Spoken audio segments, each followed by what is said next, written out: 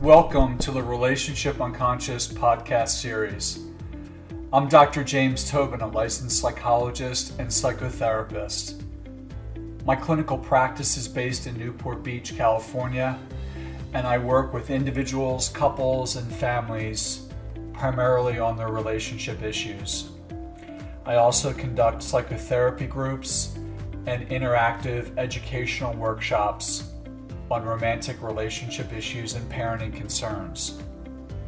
In this podcast series, Relationship Unconscious, I focus on how the mind's unconscious influences the way we think, feel, and behave in our relationships. Although we probably like to think our conscious intentions and desires determine how our relationships play out, unfortunately, that's not really the case. Freud established the significance of the mind's unconscious in determining many aspects of our intrapsychic and interpersonal lives, and since the time of his contributions, our knowledge base has evolved considerably. Drawing from all I've learned from my patients in 17 years of clinical practice, it's my hope that this podcast series will capture just how the unconscious impacts our relationships, and perhaps even more importantly, will help listeners navigate the mind's tendencies, especially those tendencies that hinder the attainment of healthy, fulfilling relationships. If you'd like to learn more about my psychotherapy practice, group and workshop offerings, and other services I provide, please visit my website at www.jamestobinphd.com. That's www.jamestobinphd.com, or email me at jt@jamestobinphd.com.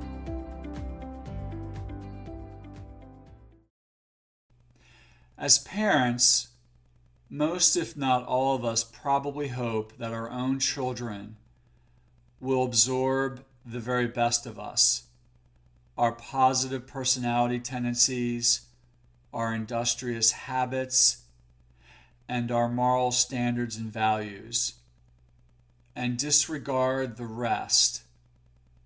The last thing we want to believe is that our worst characteristics, a bad temper, for example, or persistent bouts of depression, or predilection for failed relationships, will somehow be passed on to our children, troubling their existence now and into the future.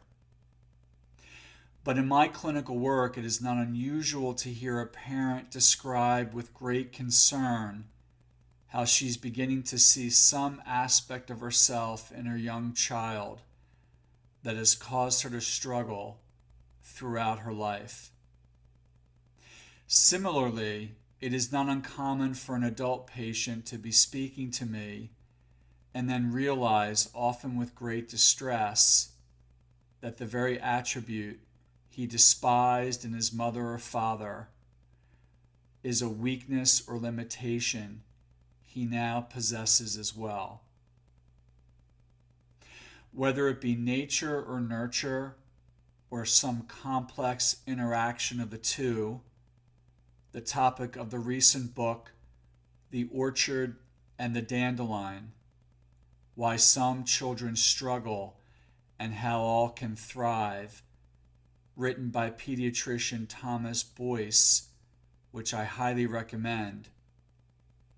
It appears to be the case that children take in and manifest aspects of their parents, and in my experience, this seems to occur more intensively for the parent's negative qualities as opposed to his or her positive qualities. To elaborate, while each of us has absorbed many qualities of our parents, it is likely that the most central components of our personalities, those features that have dramatically impacted the course of our lives and obstructed us in one way or another, are areas of weakness, problematic patterns of thinking, feeling, or perceiving, or obvious limitations we share with one or both of our parents. I call this dynamic psychological cloning, but Freud was the first to conceptualize it in his notions of identification, internalization, and introjection. These terms are used by psychoanalytic theorists and clinicians to describe an unconscious process in which the mind, early in development, takes in aspects of the caregiver and converts them into aspects of the self. In the Freudian tradition, the formation of identity is in part a defensive process that seeks to overcome the inevitable separation from and loss of the caregiver by becoming the caregiver. Internalizing the negative components of the caregiver also helps the young child's mind bypass the emerging conflict of having to love the parent who is both good and bad, gratifying and disappointing. The child cannot bite the hand that both feeds it and disappoints it, so the child must swallow its anger and rage toward the inevitably disappointing parental figure. For Freud and his followers, this act of metabolizing implied that we incorporate what we do not dispel. Given the inevitability of psychological cloning, an important component of healthy adult development and maturity that extends into and throughout midlife involves coming to terms with the archaic unconscious connection we harbor between ourselves and our early caregivers.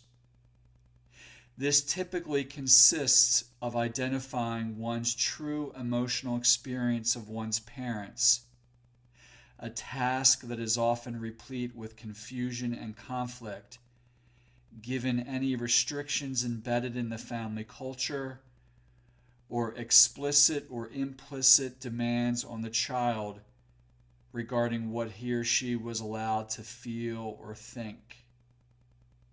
As these mandates and restrictions are disentangled from one's actual or authentic experience, the present detaches from the past, and the psychological linking between oneself and one's parents weakens and diminishes. Thanks for listening to the Relationship Unconscious podcast. I hope you enjoyed this episode. If you'd like to react to something you've heard, I encourage you to email me at jt@jamestobinphd.com. Also, please add a rating and review the Relationship Unconscious podcast on iTunes. Thanks for being such a great support of this podcast. Tune in next time for more on how the unconscious influences our relationships.